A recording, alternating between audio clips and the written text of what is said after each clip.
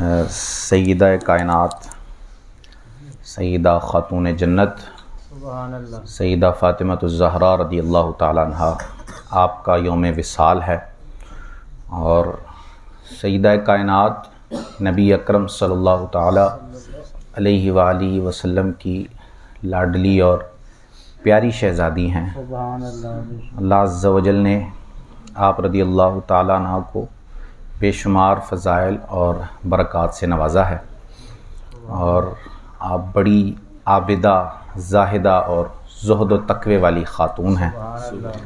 سخاوت اور زہد و تقوی جو ہے وہ آپ کا شعار ہے۔ رسول کریم علیہ السلام کی آپ کے ساتھ بے پناہ محبت ہے۔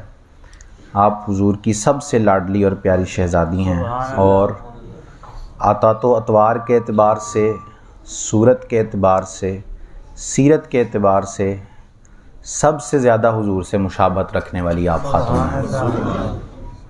سیدہ عائشہ رضی اللہ تعالیٰ عنہ بیان کرتی ہیں کہ جب بھی سیدہ فاطمہ رضی اللہ تعالیٰ عنہ نبی اکرم صلی اللہ علیہ وسلم کے کاشانہ اقدس پر تشریف لاتی تو حضور اپنی جگہ سے کھڑے ہو کر ان کا استقبال کرتے، ان کا ہاتھ مبارک پکڑ کے اسے بوسہ دیتے اور اپنی جگہ پر انہیں بٹھایا کرتے۔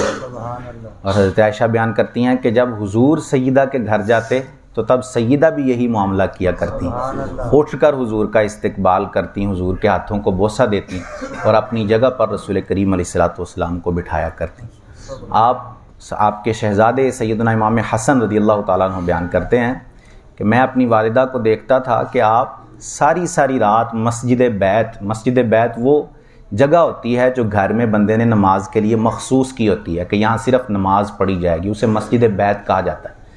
تو آپ بیان کرتے ہیں کہ میں اپنی والدہ کو دیکھتا تھا کہ آپ ساری رات مسجد بیت کے اندر تشریف فرما رہتی ہیں اور وہاں اپنے رب کی عبادت کے اندر جو ہے وہ ساری رات گزار دیا کرتی تھیں۔ یہ زہد و تقوی سیدہ خاتون جنت رضی اللہ تعالیٰ عنہ کا تھا۔ آپ کی سخاوت، سرکار علی وقار صلی اللہ تعالیٰ علیہ وآلہ وسلم کے پاس ایک غیر مسلم شخص آیا، اس نے توہین کی میرے آقا صلی اللہ علیہ وسلم کی۔ آپ نے اسے جو ہے وہ بڑے اطمینان، پیار محبت سے ایمان کی دعوت دی، تو اس نے جو ہے وہ آپ کا گفتار دیکھ کر، آپ کا اخلاق دیکھ کر اس نے اسلام قبول کر لیا۔ اب حضور نے اس سے اس کے مالی حالات کے بارے میں پوچھا تو اس نے کہا میں بہت غریب ہوں۔ تو میرے آقا صلی اللہ علیہ وسلم نے مجمع کے اندر اعلان کیا کہ ہے کوئی شخص جو اسے ایک اونٹ خرید کر دے دے جس کے ذریعے یہ اپنا کاروبار شروع کرے، اپنا کام چلائے۔ تو ایک صحابی نے کھڑے ہو کر عرض کی کہ میں رسول کریم علیہ السلام کی اطاعت کرتے ہوئے اسے ایک اونٹ خرید کر دے دیتا ہوں۔ پھر جو ہے وہ اس کے کھانے کا انتظام کرنے کے لیے کسی سے کہا گیا تو سیدنا سلمان فارسی رضی اللہ تعالیٰ عنہ کہتے ہیں کہ میں حضور کے مختلف صحابہ کرام کے گھروں میں گیا لیکن کسی کے پاس کوئی چیز کھانے کو مجھے نہ ملی، لیکن جب میں سیدہ فاطمہ رضی اللہ تعالیٰ عنہ کے گھر پر پہنچا، وہاں جا کر میں نے آواز لگائی، ندا لگائی، تو سیدہ نے پوچھا کہ کون ہے؟ تو میں نے عرض کی کہ سلمان۔ تو سیدہ نے پوچھا کہ کس لیے آئے ہو؟ تو میں نے سارا ماجرا بیان کیا کہ اس طرح ایک شخص نو مسلم ہے، نیا مسلمان ہے، تو اس کی خیر خواہی کے لیے رسول کریم علیہ السلام نے کھانے کا انتظام کرنے کا کہا ہے۔ سیدہ نے کہا کہ 3 دن سے میرے گھر میں فاقہ ہے، کچھ بھی کھانے کو نہیں ہے میرے پاس، لیکن اب تم آئے ہو میرے دروازے پر تو تمہیں خالی نہیں لوٹا سکتی، میں خالی واپس نہیں بھیج سکتی، خالی ہاتھ تمہیں واپس بھیج دوں۔ یہ میری چادر لے جاؤ اور اسے گروی رکھ کر کچھ قرضہ لے آؤ اس کے بدلے میں، اور اس کے ذریعے جو ہے وہ ہم کھانے کا انتظام کر دیتے ہیں۔ سیدنا سلمان فارسی آپ کی چادر لے کر جو ہے وہ اس کو گروی رکھنے کے لیے جاتے ہیں۔ شمعون نامی کافر کے پاس آپ جا کر جو ہے وہ چادر گروی رکھنے کی کوشش کرتے ہیں اور اسے سارا ماجرا بھی بیان کر دیتے ہیں۔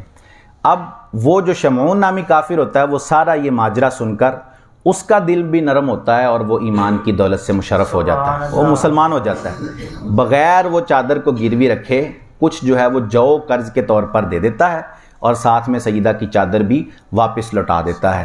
تو آپ سیدہ کے پاس وہ جو لے کر آتے ہیں تو سیدہ فاطمہ اس کا کھانا بنا کر جو ہے وہ سیدنا سلمان فارسی کو دیتی ہیں کہ جاؤ یہ اس بندے کو دے دو۔ اب سیدنا سلمان فارسی کہتے ہیں کہ آپ کے گھر میں فاقہ ہے 3 دن سے، تو اپنے لیے بھی اس میں سے کچھ رکھ لیں، اپنے لیے بھی اپنے پاس رکھیں، کچھ خود بھی کھائیں، اپنے بچوں کو بھی کھلائیں۔ سیدہ نے کہا کہ یہ سارا مال اس کی میں نے نیت صرف اللہ کی راہ میں دینے کی کر لی تھی، اب جب اللہ کے لیے اس کو کیا تھا، اللہ کے لیے دینے کی نیت کر لی تھی، اب جو ہے اپنے لیے اس کو رکھنا میں مناسب نہیں سمجھتی، اب تم سارا لے جاؤ اور اس شخص کو دے دو۔ یہ سیدہ کائنات رضی اللہ تعالیٰ عنہ کی سخاوت ہے۔ آپ پارسا اور نیک خاتون ہیں، نبی اکرم صلی اللہ علیہ وسلم کی سب سے لاڈلی شہزادی ہیں آپ رضی اللہ تعالیٰ عنہ۔ سرکار علی وقار صلی اللہ علیہ وسلم کے پاس کچھ غلام آئے تو مولا علی شیر خدا رضی اللہ تعالیٰ عنہ نے حضرت فاطمہ سے فرمایا کہ آپ بھی جائیں، آپ چونکہ کام کرتی ہیں، گھر کے کاموں کی وجہ سے آپ کے ہاتھوں میں جو ہے وہ چھالے پڑ گئے تھے، اس قدر جو ہے وہ محنت اور مشقت کا کام ہوتا تھا۔ سرکار سیدنا مولا علی نے کہا کہ آپ سرکار کے پاس جائیں، حضور کے پاس غلام آئے ہوئے ہیں، ان سے جا کر عرض کریں کہ کوئی ایک غلام ہمیں بھی دے دیں تاکہ ہم گھر کے جو کام ہیں وہ کر لیا کریں، آپ کے لیے آسانی ہو جائے۔ سیدہ فاطمہ پہلے تو گئی نہیں، گئیں تو رسول کریم علیہ الصلوۃ والسلام کے پاس پہنچی تو تھوڑی دیر کھڑی رہیں دربار کے اندر، لیکن پھر جو ہے وہ واپس آ گئیں۔ میرے آقا صلی اللہ علیہ وسلم کو خبر ہوئی کہ شہزادی آئی ہیں لیکن واپس چلی گئی ہیں۔ سرکار علی وقار صلی اللہ علیہ وسلم خود سیدہ فاطمہ کے گھر تشریف لے گئے، جا کر پوچھا کہ آپ آئی تھیں لیکن بغیر کچھ عرض کیے واپس آ گئی ہیں۔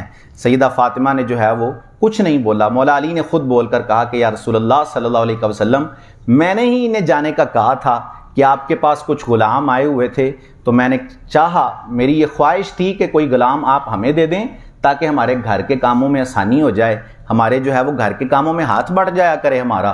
سرکار علی وقار صلی اللہ علیہ وسلم نے کہا میں تمہیں غلام نہیں دیتا، لیکن میں تمہیں ایک وظیفہ ایسا بتا دیتا ہوں کہ جس کے ذریعے تمہاری تھکن دور ہو جایا کرے گی، تمہارے کاموں کی تھکن ختم ہو جایا کرے گی۔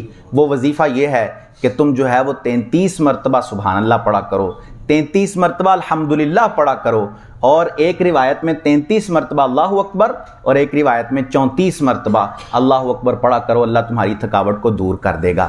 آپ سیدہ کی قناعت دیکھیں، سرکار آپ شہزادی کونین ہیں، سرکار وہ ہیں کہ جو فرماتے ہیں اگر چاہوں تو سونے کے یہ پہاڑ جو ہیں سونے کے ہو جائیں اور میرے ساتھ چلنا شروع کر دیں، کسی چیز کی کمی نہیں ہے، لیکن آپ اپنے رب کی رضا پر راضی ہیں، قناعت پر راضی ہیں۔ جب سرکار نے کہا غلام نہیں دے سکتا تو سیدہ نے آگے سے یہ نہیں کہا کہ مجھے تو چاہیے غلام، میں تو بڑی مشقت کے اندر ہوں، میں تو بڑی پریشانی کے اندر ہوں۔ آپ نے کہا میں اپنے رب اور اس کے رسول کے ساتھ راضی ہوں، جو میرے رب نے مجھے عطا کیا ہے، جو اس کا نبی اس کا رسول مجھے دے رہا ہے، میں اسی پر راضی ہوں، مجھے دوسری کسی چیز کی ضرورت نہیں ہے۔ یہ سیدہ کائنات رضی اللہ تعالیٰ عنہ ہیں۔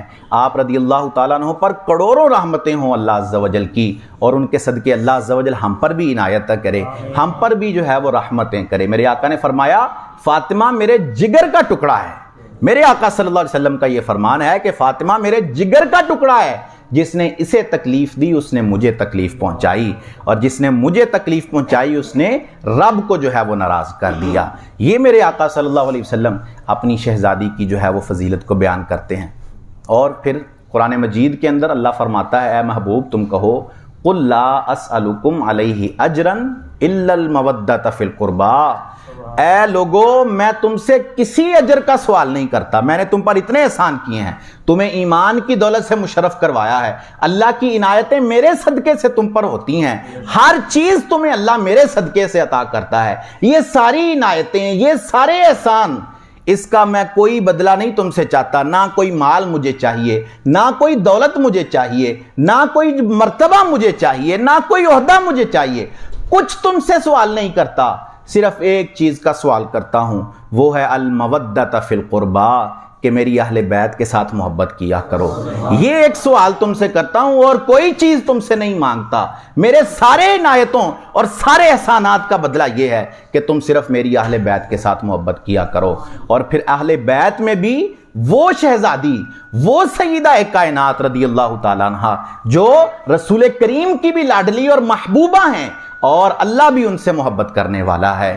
مباہلے کے وقت جب رسول کریم علیہ السلام، جب عیسائیوں نے، نجران کے عیسائیوں نے آ کر کہا کہ اگر آپ واقعی نبی ہیں تو ہمارے ساتھ مباہلہ کر لیں۔ آپ مباہلہ ہوتا ہے کہ دونوں فریق ایک دوسرے کے خلاف بد دعا کرتے ہیں کہ اگر سامنے والا جو ہے وہ حق پر ہے تو ہم تباہ و برباد ہو جائیں، اور اگر ہم حق پر ہیں تو سامنے والا تباہ و برباد ہو جائے، اسے مباہلہ کہا جاتا ہے۔ عیسائیوں نے آ کر کہا آپ ہمارے ساتھ مباہلہ کریں، میرے آقا صلی اللہ تعالیٰ علیہ وسلم راضی ہو گئے۔ میرے آقا ایک ہاتھ میں امام حسن و حسین کو پکڑا ہوا ہے، سیدہ فاطمہ ساتھ میں ہیں، مولا علی شیر خدا ساتھ میں ہیں۔ وہ تشریف لے کے آئے جب میدان کے اندر، نجران کے عیسائیوں میں جو سب سے بڑا پادری تھا، اس نے جب دیکھا، اس نے کہا میں ایسی صورتیں دیکھ رہا ہوں، میں ایسے چہرے دیکھ رہا ہوں کہ اگر یہ اللہ پر قسم کھا لیں تو اللہ ان کی قسم کے بدلے پہاڑوں کو بھی ہٹا دے گا ان کی جگہ سے۔ ایسا نہ ہو کہ تمہارے خلاف یہ بد دعا کر دیں۔ اگر ان ہستیوں نے تمہارے خلاف بد دعا کر دی تو قیامت تک کے لیے کوئی عیسائی اس دنیا کے اندر نہیں بچے گا۔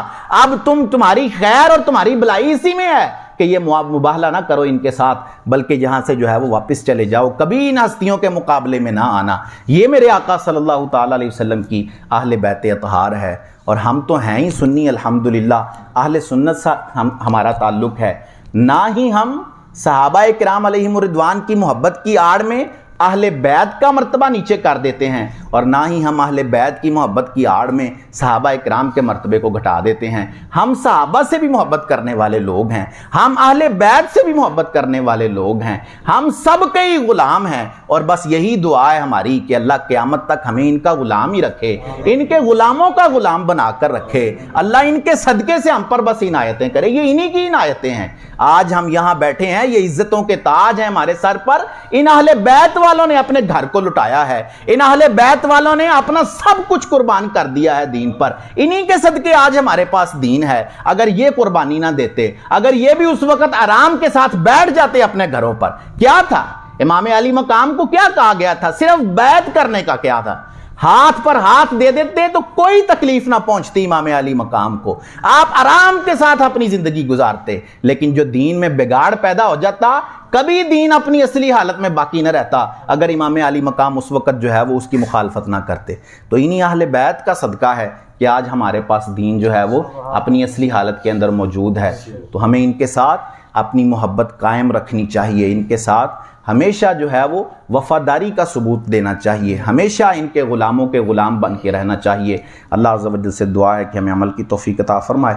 آمین بجاہ خاتم النبیین صلی اللہ علیہ وآلہ وسلم۔ اللہم صلی علی سیدنا و مولانا محمد مبارک وسلم علیہ۔ مالک کریم عز و جل نماز فجر ادا کرنا، درس کرنا، سننا اپنی بارگاہ میں قبول فرما۔ نماز کی غلطیاں، درس کی غلطیاں اپنے فضل و کرم سے معاف فرما۔ ہم سب کی، ہمارے ماں باپ کی اور رسول کریم علیہ السلام کی ساری امت کی مغفرت فرما۔ ہم سب کو خلوص و استقامت سے 5 وقت باجماعت نماز پڑھنے کی توفیق عطا فرما۔ ہم سب پر اپنی نظر رحمت فرما۔ ہم سب کا خاتمہ بالایمان فرما۔ ہمیں تا قیامت حضور کی اہل بیت سے، حضور کے صحابہ سے محبت کرنے کی توفیق عطا فرما۔ مالک کریم عز و جل ہماری ساری دعائیں اپنی بارگاہ میں قبول فرما۔